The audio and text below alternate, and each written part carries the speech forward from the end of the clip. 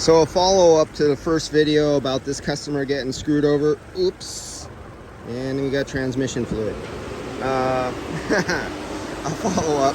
So yes, there is definitely a big difference. So these have the very large diameter cooling passage tubes, and there's fewer than them. This is like missing 11 fewer cooling passage tubes for just the air conditioning circuit on this aftermarket one. And then the fins per square inch, it's only missing about 2 fins for every inch. It's missing about 2 fins less than the OEM than on the aftermarket. And that's what's accounting for this unusually super high head pressure. So here's the original, what was inside this Ford Escape, and I could not find a sticker. Oh yeah, there's a sticker.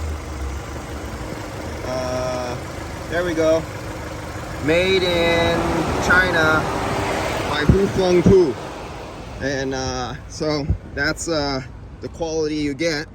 But of course the insurance company says, Mr. Body Shop, you have to use an aftermarket part. You can't use an OEM part. So the customer gets screwed. And that's how it goes. All right guys, I'll see ya.